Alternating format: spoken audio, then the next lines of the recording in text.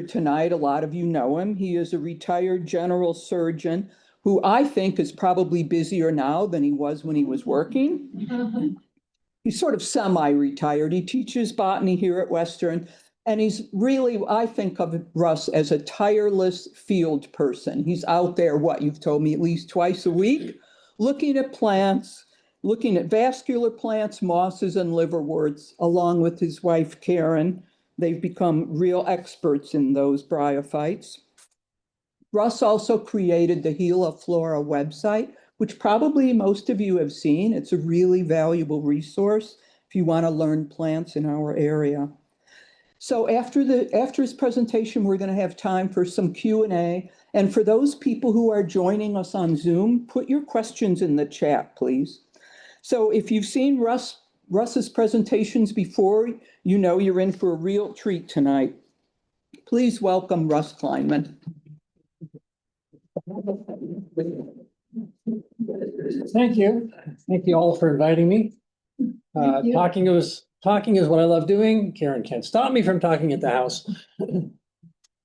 So we're going to talk about what's new in this state among plants. Something it's sometimes hard to ferret out if you're not in the know.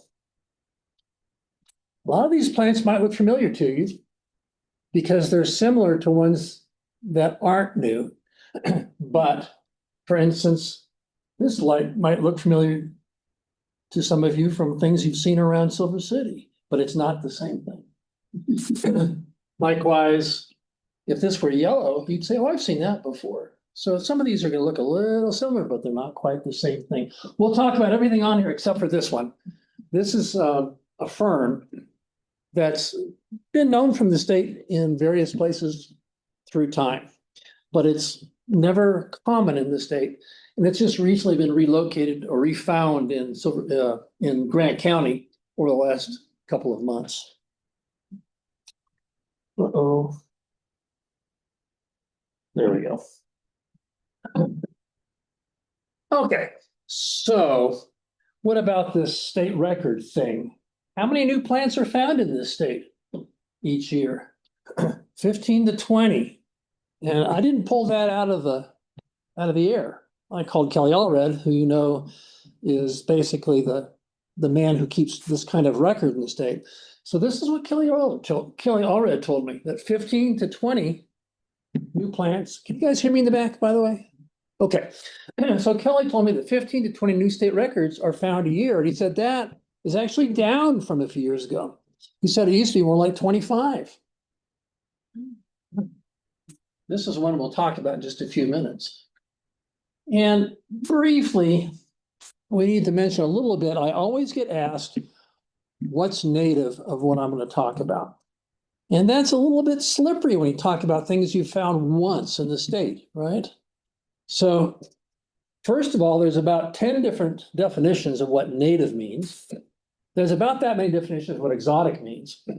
And then when you would try to apply that to a plant that's been found once in this state, how are you supposed to know if that one plant was brought here or is a relic that's been around and just going out? How do you know? I'll just leave it. I'm not going to tell you the answer to this because as soon as I say what I think, there's a million arguments that are valid that people can make. So I will make mention of things that are clearly not native. So if something is found right outside the door here and it's a dandelion, it's probably not native. But once you get up out of these rocky slopes in the Muggions and you find one, I'll leave it at that. Okay, what are we going to start with? Oh, I can't get rid of that, can I? Is it possible to get rid of this whole bar? Clicking away from it to see if it'll. No, I think last time I got it like smaller, but that was about it. I could try switching screens, but I don't think so. I think I can live with it.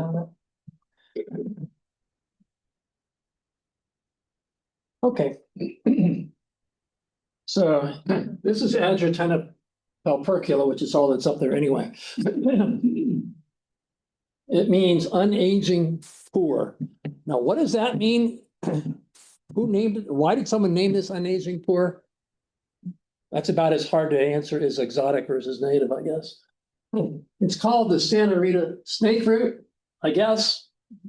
I don't know who made up that either. Only known from Mexico and Arizona until just very recently, 2024. So new state record a year ago, probably extending its range northward, or it's been here and just noticed, right? One or the other. It's not at all impossible. It's extending its range northward. It's been found twice in the last year. Harpo Faust, who's the collection manager at UNM, found this in the Apache box, which, as some of you know, is a horrible place to get into. Steep, hot, remote, on the New Mexico-Arizona border down near Mule Creek, that kind of area. A difficult place to get to. And Sorry, I was gonna see if I could just get it. Radovich found it near Cliff. Now, what you're going to find with a lot of these new state records and rare plants is people don't always want to tell you exactly where they got them. So I think you can understand that sometimes when it's close to Silver City, if the person who found this says, I really don't want everybody going out there and taking this plant off this cliff, and I'll let you use my picture if you don't tell them exactly where it is. So she's not going to let me tell you exactly where this plant came from. It was only 5 miles from here. Now, you might say, this looks just like Adjuratina herbacea.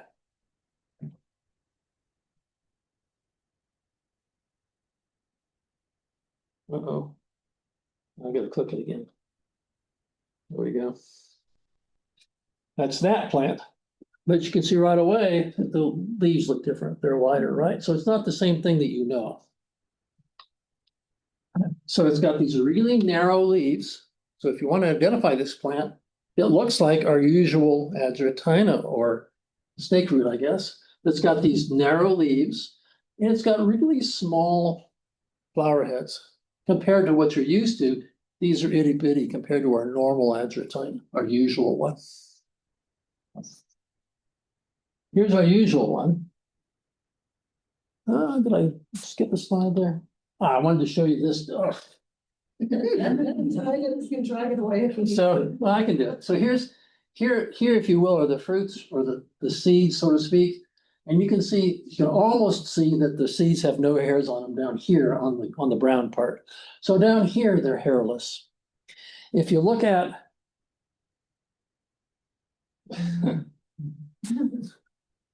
I forgot this is going to be around, all right?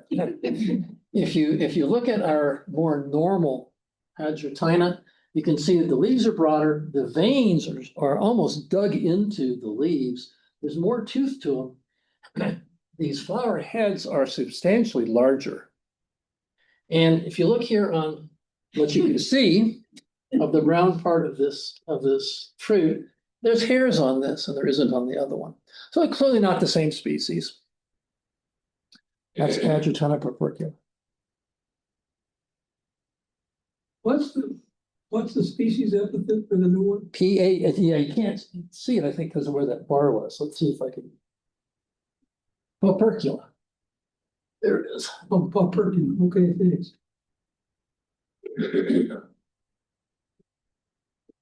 This was one that caused quite a stir with Kelly Allred and me about 3 years ago. So Radovich, again, was walking down an old abandoned road, and on a rocky slope, she finds this plant. What in the world is that plant? Well, the flower head looks like Senecio or a groundsel, okay? One set of these green guys up here, filaries, yellow disc, yellow rays, that's all Senecio. But this is really weird, this clasping leaf. And it's a perennial shrub. So this was a new thing for me and for Kelly. Reported though in 2006. Here's why you have herbaria. It was reported in 2006. Did they collect a specimen? No. Can we actually tell if they had the right plant? If this is the same plant? Is there a herbarium specimen to check this against? No, there isn't. So we know that it was reported from Mexico in 2006, but there are no specimens. So what to do about that? Well, Rada found this in 2022. It becomes de facto the state record.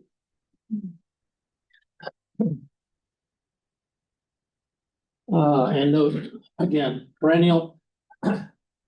It looks hairy even from here. Can you see this from where you are? It looks like hairy leaves, hairy stems, and the leaves are clasping the stem. In terms of the stem, so this is quite a bit closer look at the stem. And these aren't water droplets. These are hairs with little glands on the end. Glands are things that secrete things, so you get a little secretion out here.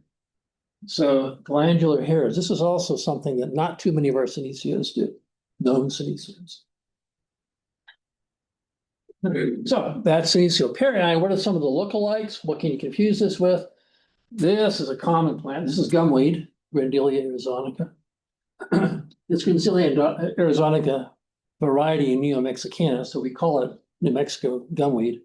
It has the same yellow disc and yellow rays, but these are just smooth stems. There's nothing there that's glandular. Here's a really common plant around here, Senecio flaccidus, red leaf groundsel.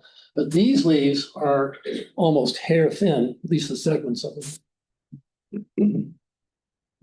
Okay.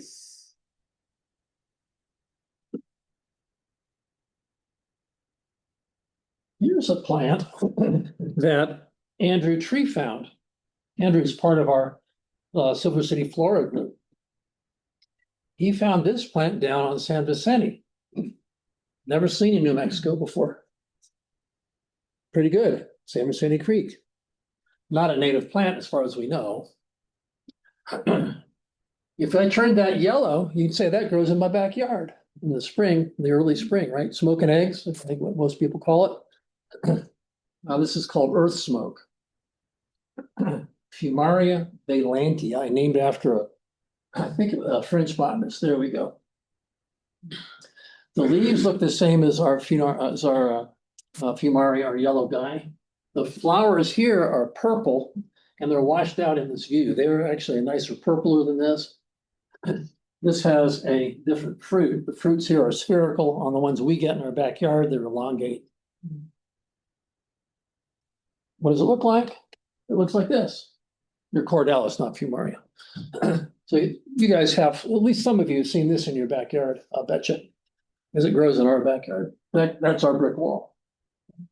Basically the same leaves, the fruits are different. Flowers look very similar, just a different color. Okay. There's a pretty flower, huh? Anybody here been to City of Rocks and seen this? Something looks really similar to this. That's Trichostemma arizonica.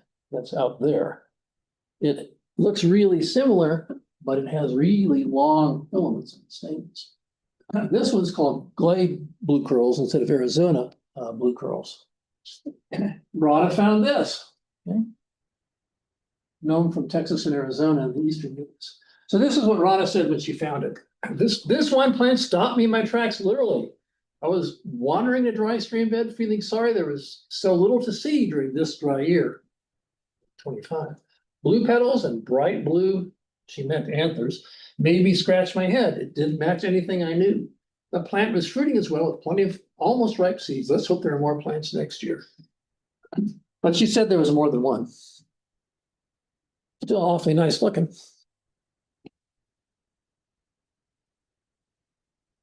Here's what it looks like when you find it out at the cliff area. That's what the stem looks like, the flower. What does it look like? It looks like this plant. Okay, so here's Arizona blue curls. This is the one that you see at the City Rocks. I actually kind of like this one better. It's got white petals here and purple petals down here. But I love these blue curls that the other one doesn't have. This word trichostemma means hair stem.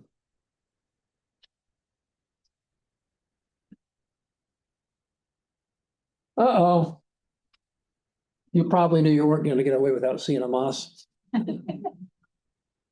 So Karen and I went to a meeting in Arizona, in Tucson, Madera Canyon, 2024. I think it was 2024. And I went on a hike with John Brenda, who's a friend of ours, who's a research assistant at the Missouri Botanical Garden. And I found not this plant, but this moss on a hike we were on together out in Madera Canyon. And I said, I've never seen this before. What is this? He said, oh, that's Hyophylla involivida. And I said, boy, I wish we could find that in New Mexico. And he said, oh, I did. I just drove out here to the meeting and I found it in Eddy County. I said, you're kidding. It's a new state record. He said, oh, great. It's nice that someone just drives through and he picks up a moss and it's a new state record. But the funnier thing was I got back home and about 2 weeks later, I was hiking in Lower Gainas and guess what I find? Same thing. So John got the new state record in Eddy County. And this is a new county record for Hyophylla involute. The leaves are tightly rolled or involute. So it looks like almost a tube. It looked like it took a piece of paper and rolled it up, right? So those leaves are doing this. And here you're looking at it from the end. And that's when it's dry? This is dry. Yeah, this is dry. And this is how John would have found it. You know, especially in the Carlsbad area, it's going to be like this most of the time. But if you wet it, it's like this. So here's what it looks like in the clump. Take a few stems out. Looks like that. Mosses generally have the stem and leaves. What the leaf looks like. Most people don't realize that mosses have stems and leaves. And if you look where the leaves hit the stem, called the leaf axil, you'll see these stalks with a little thing that's meant to fall off and make a whole new plant. That's called a gemma. Actually, a pretty unique type of plant for our area. New state record for John Brenda last year. Violet and Violet.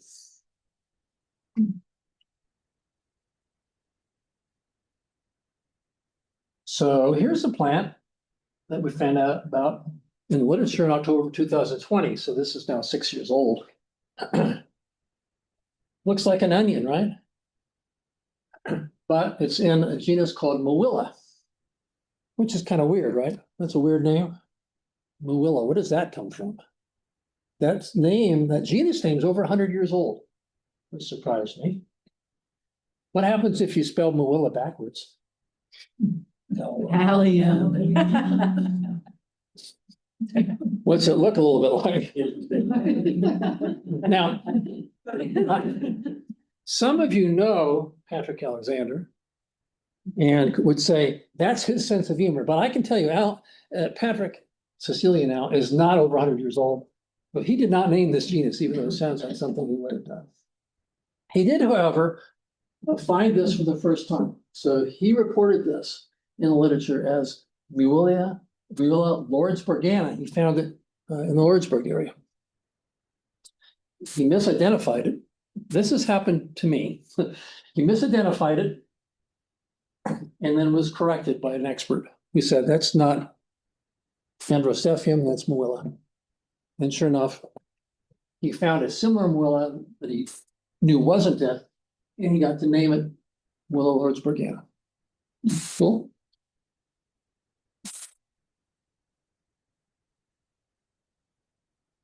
Here's what the capsule looks like, fruit. But I'll direct your attention over here. Here's Highway 70. Lordsburg is right here. So I-10 is this thing right here. Here's 90 coming in from Silver City. Okay. So all this is on the north, except for one, on the north side of Highway 90, going from Lordsburg to Silver City. Here's the Grant County line. So this is actually Hidalgo County. How much do you want to bet there's one right there? Or right there. So that's the current distribution map for, well, that's the 2020 distribution map from Mowilla Lordsburgiana.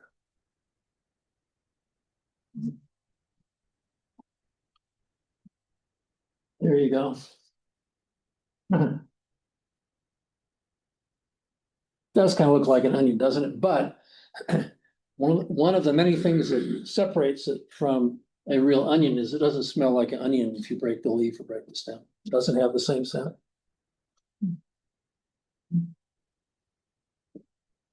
It's a morning glory.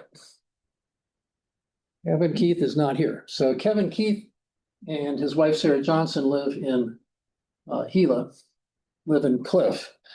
And Kevin found this in the Black Range. It looks a lot like morning glories that we have, right? Except that the morning glories that are this color that we have, generally speaking, have really highly lobed leaves. And that's a simple, that's the edge of the margin of the leaf doesn't have any teeth, doesn't have any lobes, looks like a heart-shaped leaf. Okay. Ipomea gilana. What does it look like? It looks a lot like that, except this plant has a lobe leaf. That's actually a different species in this one, but the leaf looks about the same. Pretty highly lobed like that. Did he put a common name on there with it? Yes, I don't think it has a common name. Probably the Gila morning glory or something. Gila morning glory. That word endemic. Want to know what that word means? What's the word endemic mean? It has two different meanings in life. If you're talking about a virus, it means that it's out there. That's all it means, right? So if you talk about the flu virus is endemic, just means it's out there. If you talk about this plant being endemic, you have to name a region. So if we say it's endemic to the Gila National Forest, it means that that's the only place you find it. So far, Huh? so far. So far. So far. Point well taken. Okay. Uh-oh. Dang, another moss. How'd that happen?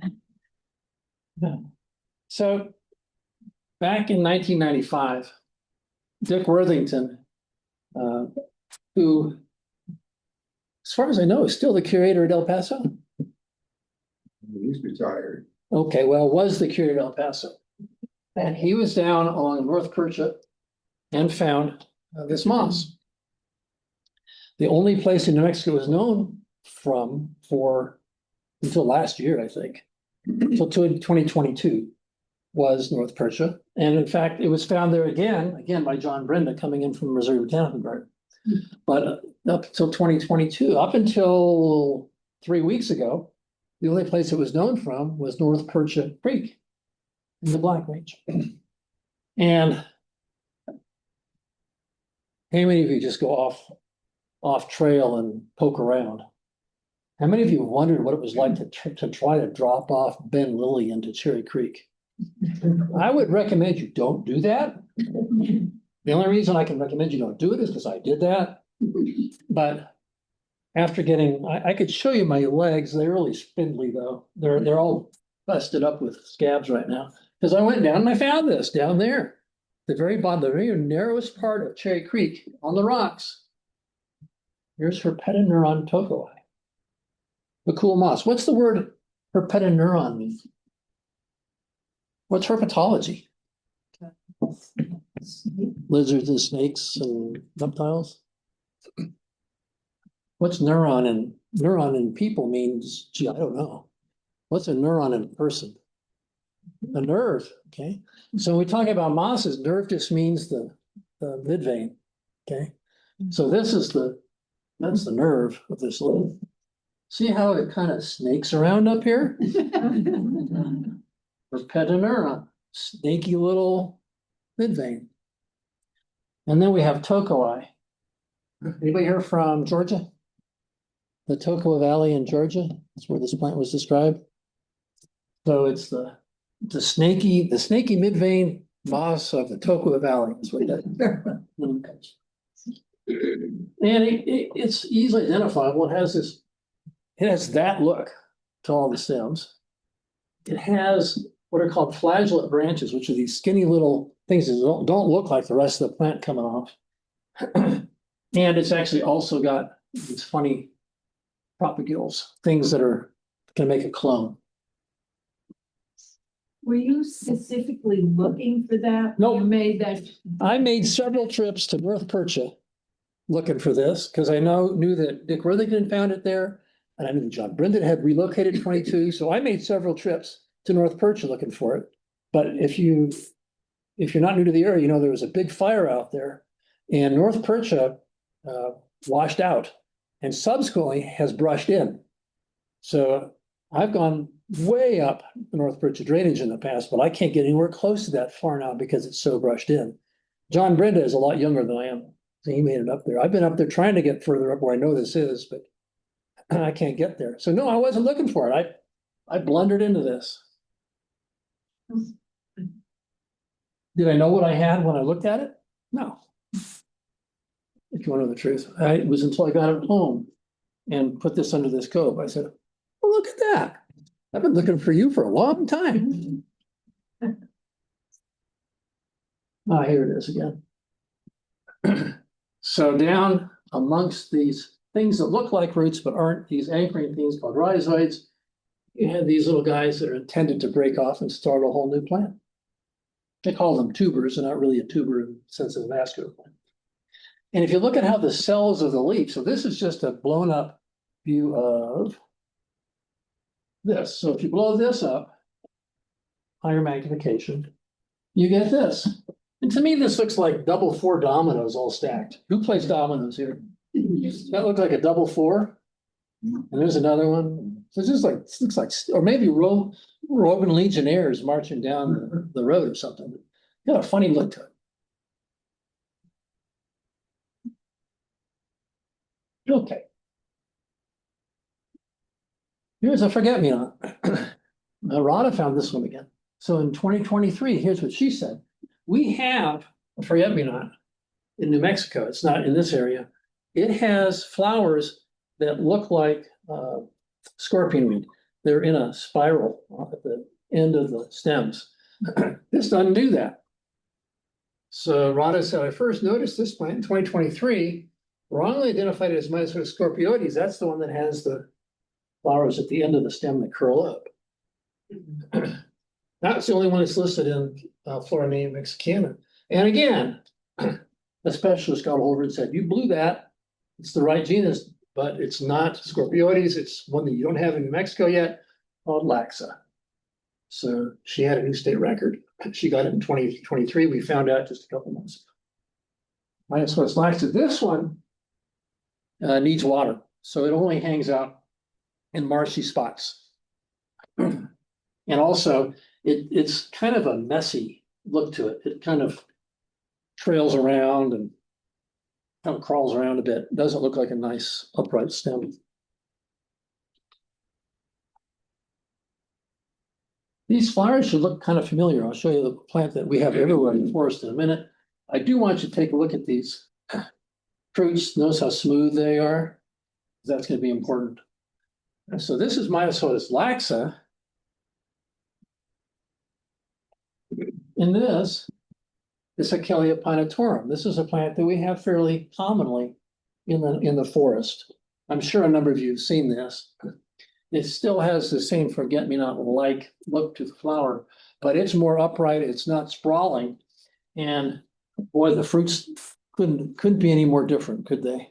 They've got these barbed spears on them. So socks and shoes, well, watch out with that. Okay. Mycoscopa laxa. How many of you know what the chia plant is? I think if I told you that Rada found a chia plant growing at Bill Evans Lake, you'd probably say, like I did, well, that can't be native there. But it's growing on a hillside that's not up against anywhere that it should be out in Bill Evans Lake. So I think most would say this probably is not native. It's probably exotic. Did somebody throw one of those chia, what do they call them? Chia pets up there? At any rate, here's what it looks like. It's actually, there's more than one plant. Some of it's growing white, some of it's growing purple. Apparently it can be both colors. Here's what the inflorescence looks like. I showed you this picture before. It looks a lot like some of the mints we have around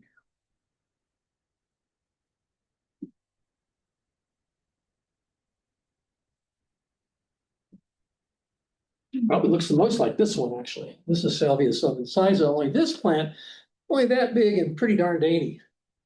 And glandular to boot. So it won't look like this because this is just too dainty.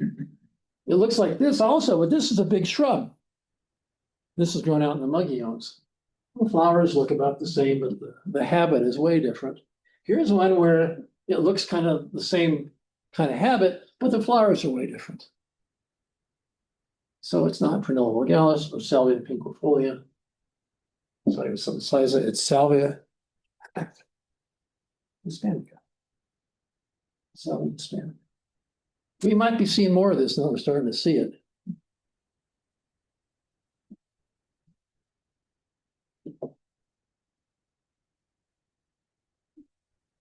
Didn't do it.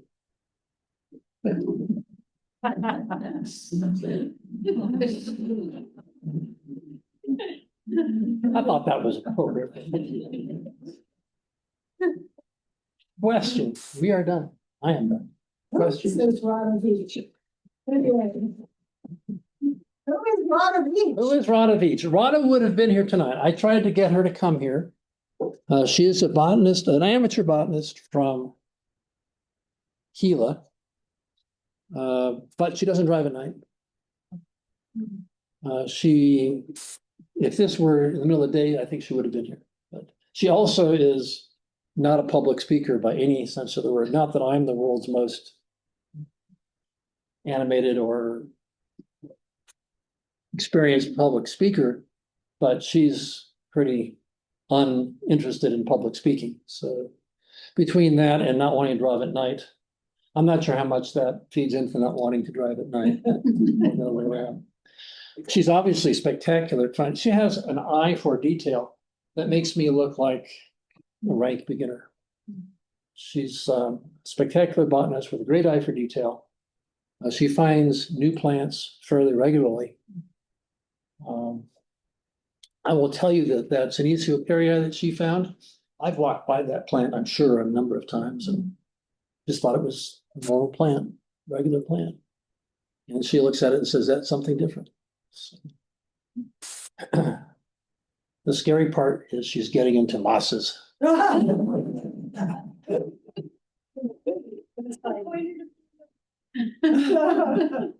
Another question? Other questions?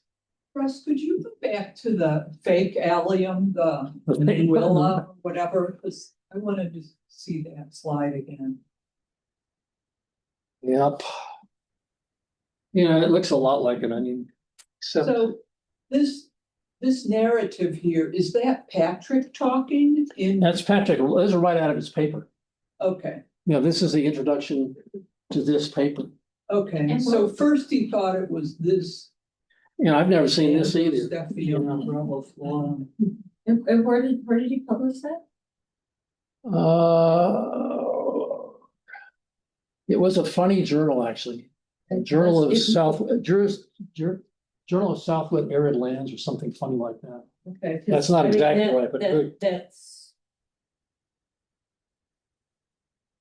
It's something similar to that. The name of the journal might not be exactly that. So is it final that the name of it is really Muilla Lords? Oh, yeah. Oh, yeah. Okay, Oh, yeah. Well, the Muilla genus, that's been around for over 100 years. The genus is a play on words, but it was coined 100 years plus ago. Lordsburgiana, yeah, that's so far the only place it's known from is just north of Lordsburg. have you seen it? No. No. And is there a Muilla silversidiana? Not yet. Did he walk that whole area to locate all those plants? Did he? I bet he did. Yeah, I'm willing to bet that. I mean, if you found a new plant, especially in flatlands like this, you think you'd cruise all over? I probably would. So yeah, my guess is that, you know, Patrick isn't exactly somebody who has who works as a team with too many large teams. So I got a funny feeling that this is all plants that he found.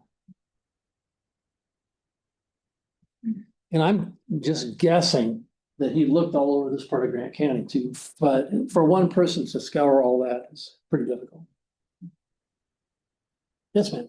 I think it was the the snake nerve plant, Or Penadeuron? yes. Was that the one that said it's found, yeah, it says it's found on several continents. And it's just found newly here. I find that really interesting. So is it Well- a glacial product or something? Well, I mean, there are several reasons why things can be widespread and only found newly here. So that's how many people are looking for mosses in New Mexico right now. So one reason why things are only just now being found in New Mexico that are widespread, there may not be that many people looking for them. So of the people in this room that would be able to look at this moss and identify it, besides me, I can only see two here that I know reliably could do that. So in the case of this moss, it's probably more widespread than we know. You know, if it's in North Percha, North Percha, and it's in Cherry Creek, do you think it's somewhere along, say, Bear Creek? It's just downstream. I bet it is. What about some other creek? What about Whitewater? Think it's up there? Probably pretty good chance. And dot, right? So it's certainly possible if this is more widespread in New Mexico than we know it is. Or it may just be legitimately rare and hard to find on that basis. But in this state in particular, and in particular with mosses, it's hard to know whether something is truly rare or whether just aren't enough people looking for it. We have 485 moss taxa known from the state, moss and liverwort together. Of that 485 species total, a third of them are known by one collection. How many of those could we consider rare? Well, it's difficult to know. Of those roughly 100, let's see, what's 480 divided by 3? 160. Of those 160 species, how many of them are just because we don't have enough people looking for them? How many are truly rare? I got asked last year if I wanted to present some moss species to the state Rare Plant Council for addition to the rare plant list. And I said, well, 160 of our 480 are known by one collection in the state. So that's where you start. And then you got to say, well, what's known from around here, around the state? If it's known from Texas, Colorado, and Arizona, you probably can't call it a rare plant. So you kind of look for that and eliminate those. And you say, well, what's just coming up from New Mexico is in common, or what's just coming up from Mexico and is common in Mexico, and you eliminate that. We're still left with like 60 plants. After eliminating what's in the neighboring states and what's coming up from Mexico, we still had 60 of them. How many of those are truly rare? How many of them are rare because we don't have enough people looking for them? Don't know the answer to those questions. Not enough people looking. Can you tell it's a different moss in the field, or do you have to just bring pieces back and look at them? Yes and yes, or no and no. can you repeat the So- question for people online?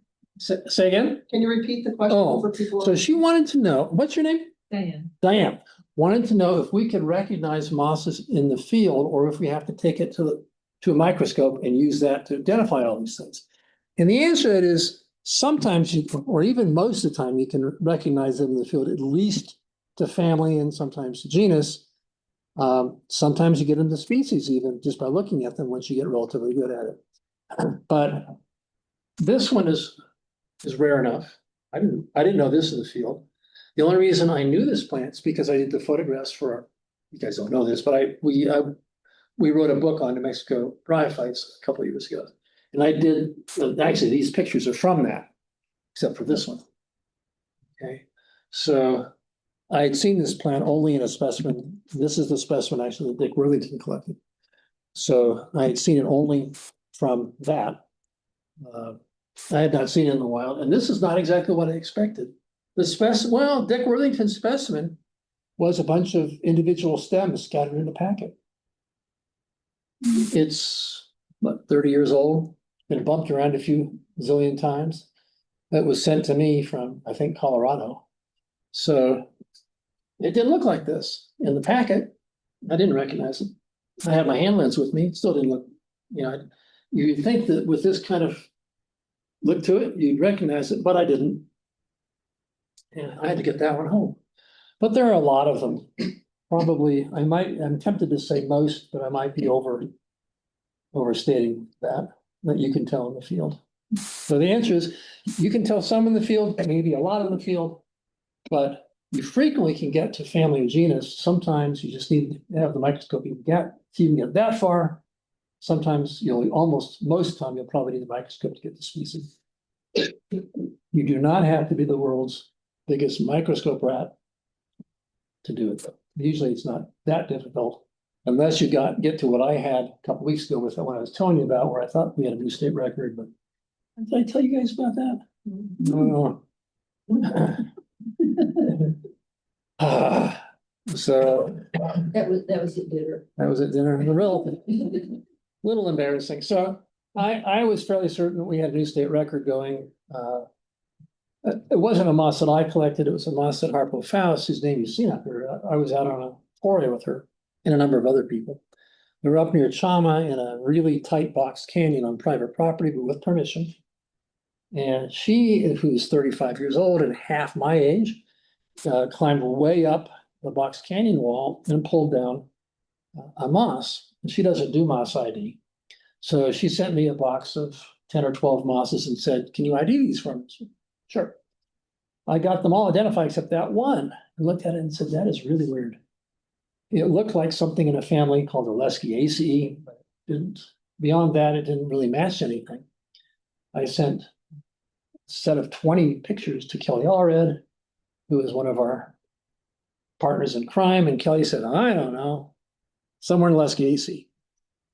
Now, the closest thing to it is something that's found on canyon walls in California, only known from Yosemite. And the people who found it there are Jim Shivak and Bill Buck, who are friends of ours. So I sent these pictures to Jim and Bill, and they're probably out of the country because neither one has answered me in 3 weeks. So then I sent these pictures to John Brenda, whose name you've seen up here, who's at Missouri Botanical Garden. And John got back to me in like 5 hours and said, "I know it doesn't really look like this other one, Leschiaceae patens, but that's what it probably is, which is in the Leschiaceae. But it doesn't really look like what we had. But when you've studied mosses long enough, you know that they don't have to look like they're supposed to half the time." There's quite a bit of variation, especially with extremes in temperature and so forth. So we're leaving it at Leschiaceae patens. I will say that he did mention that a lot of it did look kind of strange and weird, and maybe it was something new. We'd have to get more of it. And I couldn't even get to where it was to start with. So that's pretty much out of the question. How to get onto that? Other questions?